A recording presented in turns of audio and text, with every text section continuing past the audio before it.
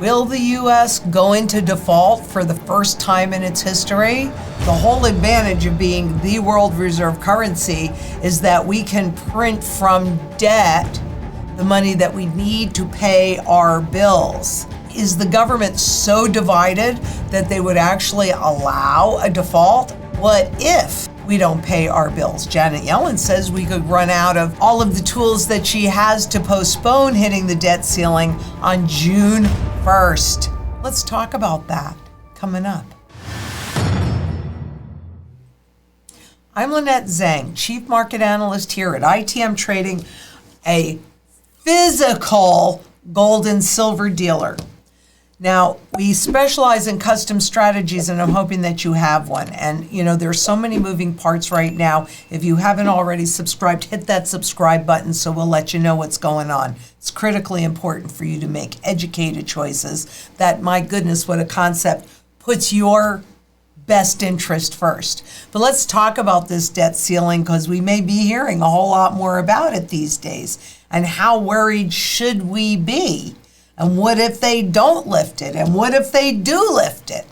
You know, I mean, it's really a joke because the debt ceiling is based upon paying bills that we've already accumulated. It doesn't really stop the government from spending money that we don't have. It just brings this up on a pretty regular basis these days.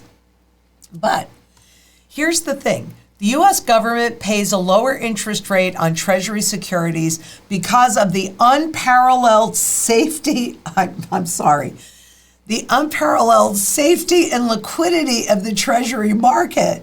I mean, they're still saying this even though what we've been seeing has been just the opposite. Okay, not so liquid. We've been having liquidity issues really since the end of 2002 when the Federal Reserve first started buying treasuries, but okay, we'll give it to them for a moment. Given the current level of the debt, this translates into interest savings for the federal government of roughly $50 billion next year and more than $750 billion over the next decade. Let's get clear on this. As long as we run deficits, what we're actually saying is that we are not generating enough money to even touch our principal, let alone really all of the interest that we're paying on the debt. So what we're really saying here is that any of that interest then gets rolled into the principal, and we are compounding interest. Yeah, that works. If a portion of this advantage were lost by allowing the debt limit to bind, in other words, keep that debt ceiling where it is so that they can't borrow more money to pay our bills, the cost to the taxpayer would be significant.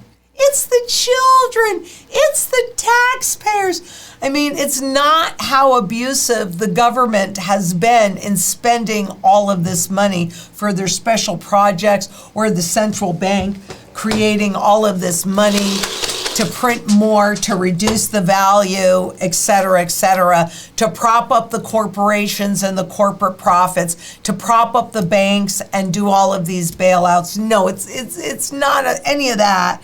It doesn't help them. It helps the taxpayer. That's why we have to do it, is for the taxpayer. They're so full of garbage, and I just hate them so much. Because how many times can you be lied to and you don't know the truth? So they're abusive, and then we, the taxpayers and the public, have to pay for their abuse. Become your own central bank. Don't pay for their abuse. I'm not saying don't pay your taxes. You have to pick and choose your battles, and it's just fiat that you're giving them anyway, just this garbage. But let's talk about this a little bit more, because the Treasury debt limit suddenly has come to the fore as a serious threat to optimism. The economy can skirt recession this year. Oh God, unless lawmakers increase, suspend, or eliminate the limit. Treasury will not have the cash to pay all of its bills on time later this year. Actually, Janet Yellen came out yesterday, or just recently came out rather, and said June 1st. So that's just a few weeks away. Okay. Financial markets and the economy would be hit hard. There is a temptation to brush off the developing debt limit drama, thinking it will end as the others have, with lawmakers coming to terms and signing legislation just in time. That would be a mistake given the heightened dysfunction in Congress and the large political differences gripping the nation. Odds that lawmakers blunder either out of intent or ineptness are uncomfortably high. I'm going to repeat that. Odds that lawmakers blunder either out of intent or ineptness are uncomfortably high.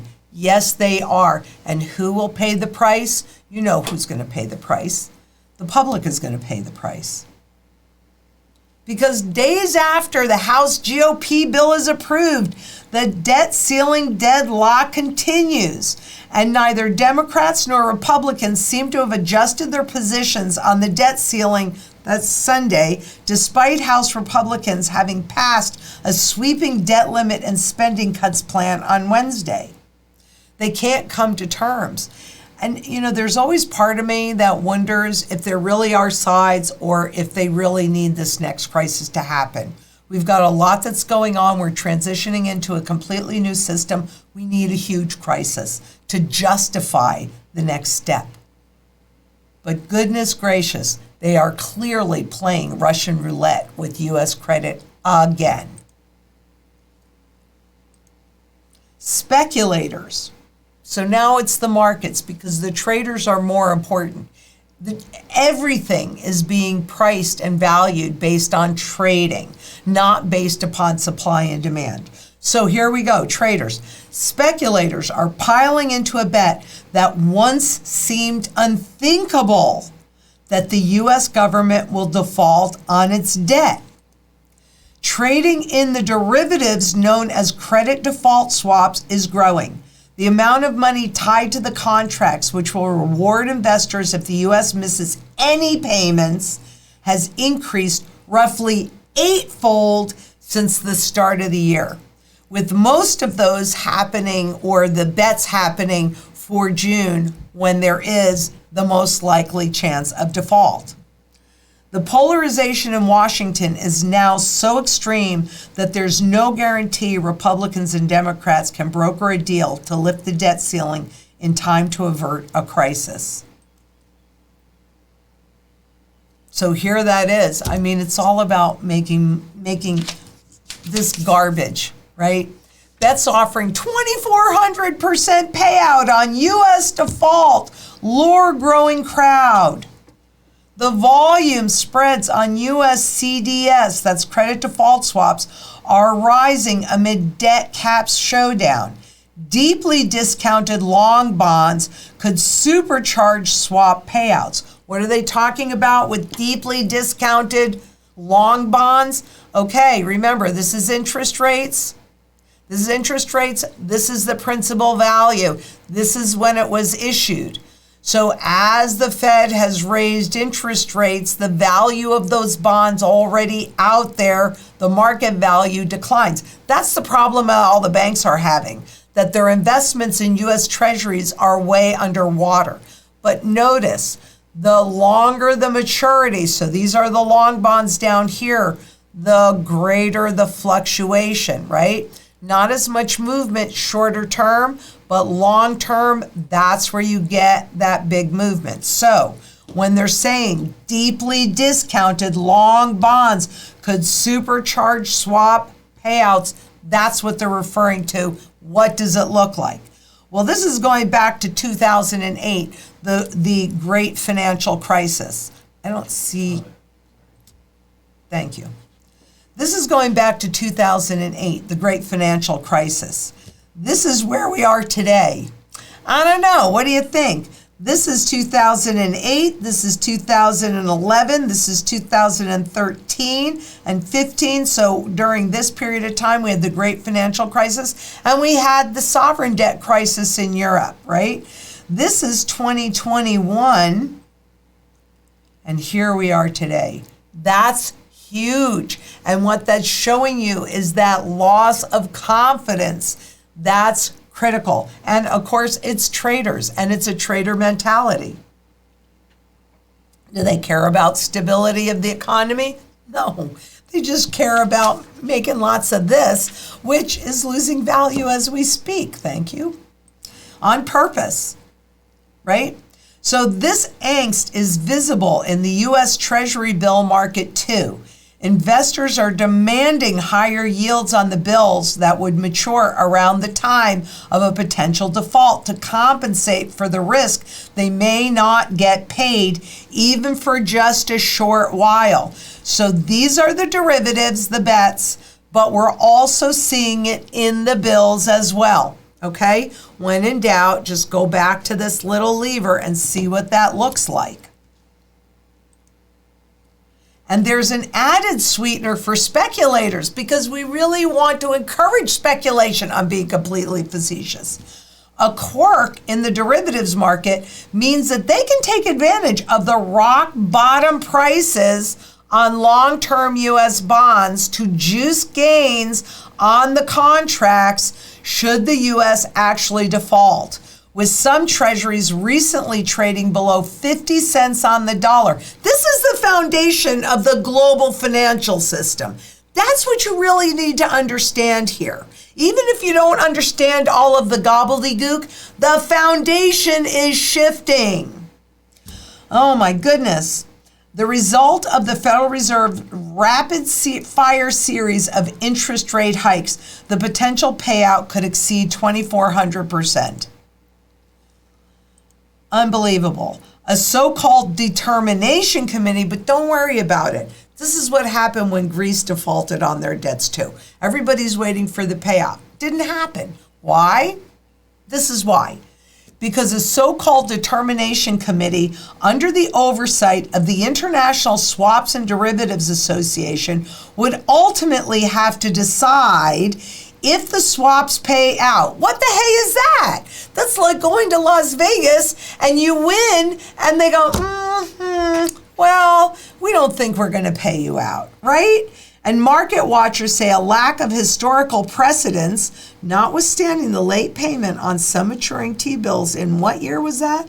1979, as we were transitioning into a new system, would make what's already a nebulous process even murkier. So let me break this down a little bit. Okay, a so-called determination committee. Now, the International Swaps and Derivatives Association is a self-regulating body made up of all the guys that create these derivatives. And they get to sit down and decide if a default actually happened, even if a default actually happened. Again, when they say that there's no precedence for this, I remember very clearly, and some of you may also remember very clearly, earlier during Greece's sovereign debt crisis, where those bonds defaulted, but this determination committee juggled it around so that it didn't pay out. Is that what's going to happen this time? And why in the world would you trust a self-regulating body that creates this garbage to determine whether or not it pays out? I mean, look, there is a legitimate use for derivatives. And that is if you are the end user, like you're a farmer, and you're going to put in a crop in January or February, and it's supposed to come mature, and you're going to take it to market in September. And you don't know what the weather's going to be like. You don't know if you're going to get a good crop, a bad crop, what the price is going to be at that time. So you buy a derivatives contract, a futures contract, to ensure that no matter what happens in September, you have enough money to survive. It's an insurance policy. But we've taken this, Wall Street, not we, Wall Street has taken this to a whole new level, and it's really all about speculation. Because this, every single thing has, in this world, all of these tangible assets, all of these physical things have been turned into trading products and trading profits for the banks. The banks that create the trade derivatives also determine if there's a default. So you create the rules, you make the rules, and you change the rules as they're convenient for you. Oh yeah, that sounds real good. And there's no doubt, and there's never been a doubt in my mind, but that derivatives will be what overwhelms the central bank's ability to control anything. Because nobody even knows how big that market really is. In the quadrillions I saw myself, but that was so long ago, and it's spread so much, I don't even know. What's beyond quadrillions? Does anybody know what that next level is? We'll find out, I'm pretty sure. Policymakers and business need to adapt to better structural uncertainty. I want you to think about those words for a minute. Policymakers and businesses, how about individuals, need to adapt to structural uncertainty. We are at the end of this currency's life cycle. That's why you have structural uncertainty. Because the structure that holds up the global financial system is crumbling. The earth is shifting under our feet. Do you feel it? You want some stability? Here you go. Here's stability. 6,000 years of stability in gold and silver, physical, in my possession, I trust. Anything else is all counterparty risk. And the counterparties are the ones that write those contracts, write the laws, and then make the determination whether or not you win or lose. But it always ends up that you lose. Don't lose. Become your own central banker. Don't lose. Be alive to fight another day and to have the wealth shift your way. But this is what's been happening. Eye-popping fluctuation in 2-year U.S. yields in March. Look at this. Goes from up here to down here. This is it's like sand. Do you want your house built on sand or a bedrock? This is sand. This is bedrock. That was just in March. Markets have continued to dismiss the path for 2023 rates signaled by the Fed, pricing in a series of interest rate cuts that Chair Jay Powell repeatedly asserted would not happen. And that remains to be seen. Whether or not that's going to happen, I can't tell you exactly. You know, my bet is, all right, this quarter point, then they hold for a while, but the system is breaking down. Look at all the bank failures that are happening and the next ones that are coming up. And they say, oh, this is a one-off and this is a one-off. And well, we've now got 5 one-offs, okay? I don't think it's a one-off, do you? And in the meantime, the U.S. gold market, of the 266 trillion invested in global financial assets, only 1% is currently invested in gold. That one little teeny weeny itty bitty sliver right there. And yet, so fascinating that gold trades more than many other, actually there's only one other asset, Wall Street asset, that trades more than gold, and that's the S&P 500. So gold trades more than German bunds, U.S. corporates, Dow Jones, the gilts, the euro-yen trade, U.S. 1 to 3 year treasury, and the euro-sterling trade. Isn't that interesting?